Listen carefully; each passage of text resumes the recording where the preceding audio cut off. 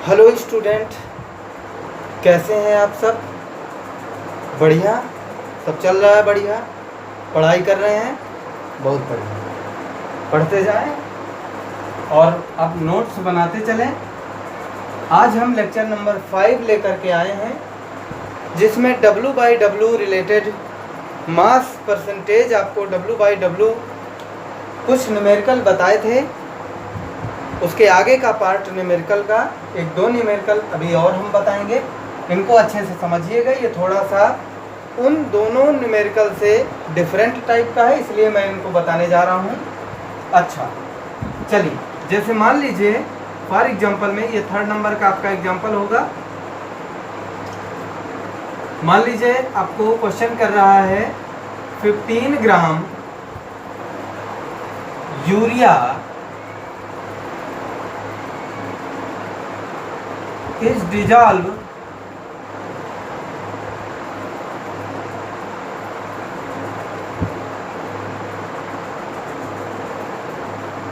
in 100 ml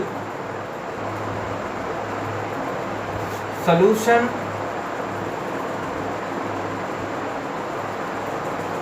Find mass percentage. Find mass percentage of solute. Mass percentage of solute if density of solution 1.5 ग्राम पर ml। अच्छा, ये question है। Density बेटा इसमें दी रहेगी, क्योंकि यहाँ पर आप पहले आप सॉल्व करते थे W/W, जो आपका मास रिलेटेड कंसंट्रेशन होता था, लेकिन अब इस न्यूमेरिकल में W/V दिया हुआ है। इसका मतलब है कि ये टेम्परेचर डिपेंडेंट है और ये टेम्परेचर इंडिपेंडेंट हम लोग ज्ञात करते थे।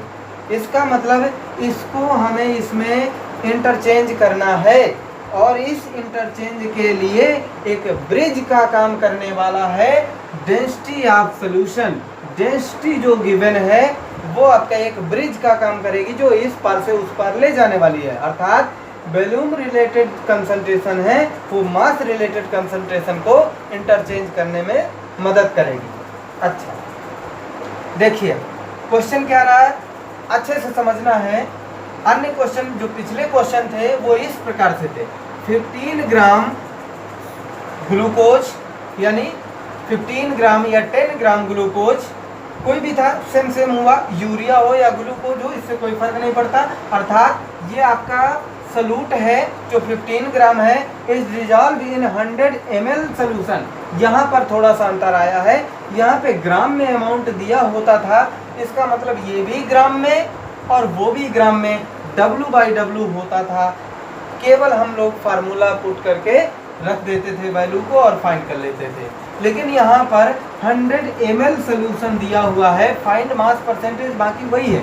यहाँ पर सॉल्यूट कहा गया है, find mass percentage of glucose जैसे बोलता था, find mass percentage of glucose, लेकिन यहाँ पर भी वही चीज बोल रहा है बेटा, find mass percentage of solute.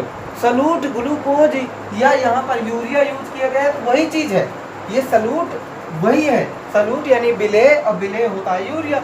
ये है आपका सोल्यूशन, ठीक है।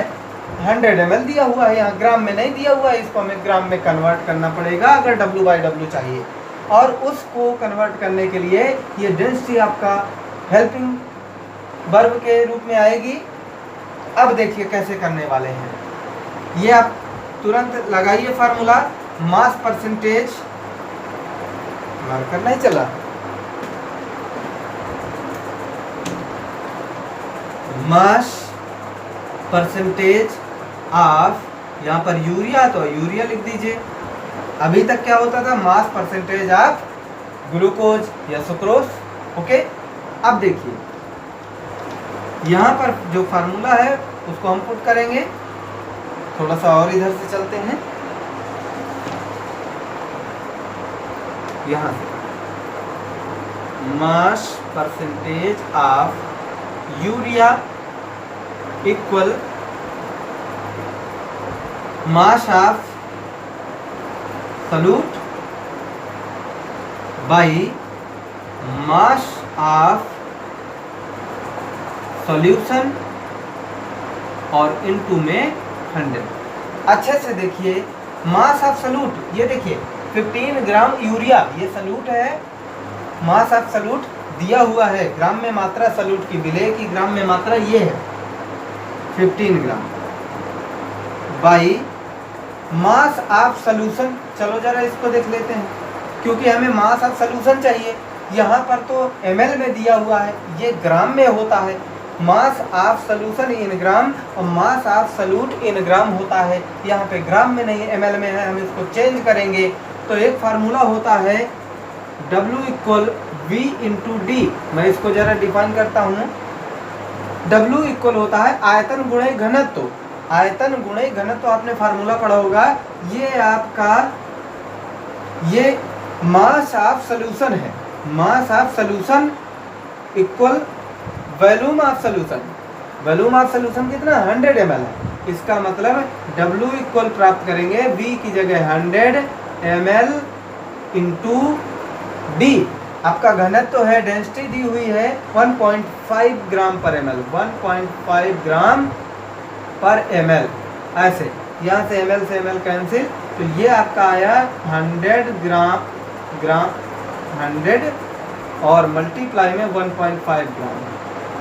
ओके, यहाँ से आप किए तो ये 150 ग्राम आपको W फाइंड हुआ। अर्थात मास ऑफ सॉल्यूट की वैल्यू, सॉल्यूशन की वैल्यू 150 प्राप्त हुई है। तो हम लिखेंगे 150 और मल्टीप्लाई 100, ये वाला। अच्छा, इसको सॉल्व करें। यहाँ से 10 से 10 कैंसिल, बहुत बढ़िया। ये 15 से 15 कट गया और 10% आ गया। ओके, ये आपकी 10% इसमें आ गई है।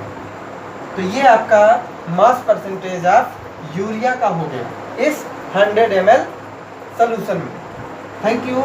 ये बात रही आपके लिए। मुझे लगता है आपको ये सब चीज़ें समझ में आ गई होंगी। मैं नेक्स्ट न्यूमेरिकल की एक बात कर लेता हूँ, इसको देख लीजिएगा, अच्छे से समझिएगा क्या फाइंड करने को बोल रहा था और क्या दिया है।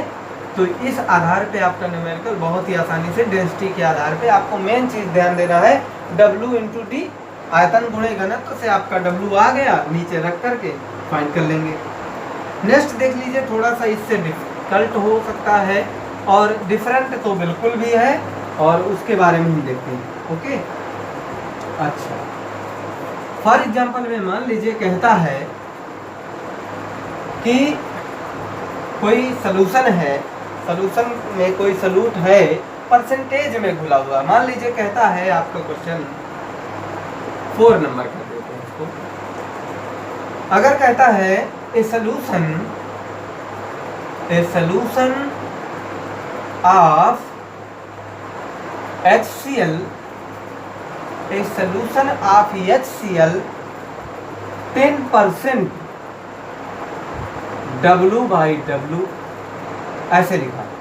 ए solution of HCl 10% W/W, W/W दिया हुआ है। अच्छा, फिर find mass of solute, mass of solute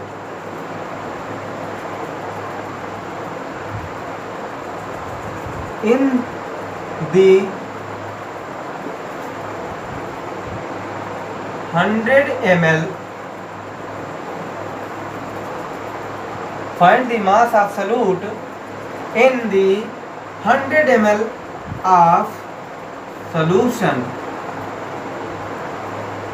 ये दिया हुआ 100 ml ऑफ सॉल्यूशन, और यहाँ पर आपको डेंसिटी की भी ज़रूरत पड़ेगी, क्योंकि यहाँ पर तो ग्राम में मात्रा मिल जाएगी आपको, लेकिन यहाँ पर 100 ml कह रहा है। इसका मतलब है हमको डेंसिटी की ज़रूरत पड़ेगी, तभी हम मास परसेंटेज निकाल पाएंगे। तो यहाँ पर देखने वाले हैं मास ऑफ सॉल्यूट निकालना है। चलो डेंसिटी हम लिखते हैं, if if density of solution 1.2 ग्राम पर ml। अच्छा, ऐसा क्वेश्चन दिया।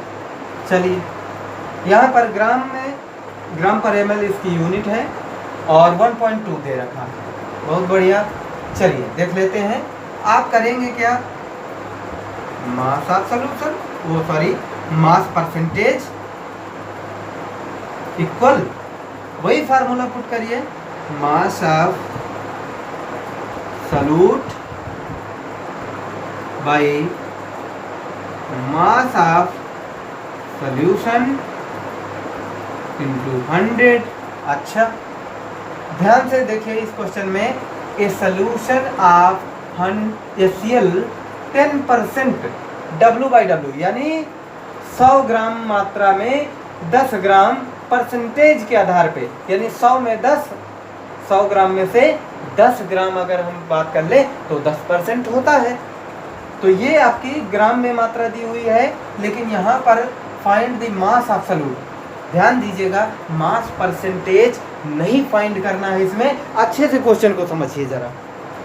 देखिए, कहता है ए सोल्यूशन ऑफ HCl, एक HCl का हाइड्रोक्लोरिक अम्ल का सोल्यूशन है, वो सोल्यूशन में उसकी HCl की जो अमाउंट है वो 10% मिली हुई है W/W। इसका मतलब 100 ग्राम में 10 ग्राम।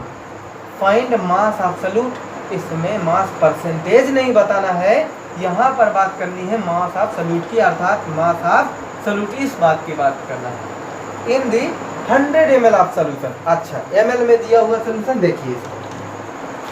चलो, यहाँ मास परसेंटेज आपको दिया है 10, यहाँ पर आपको ज्ञात करना है। चलिए इसको लिख देते हैं, mass of solute by mass of solution.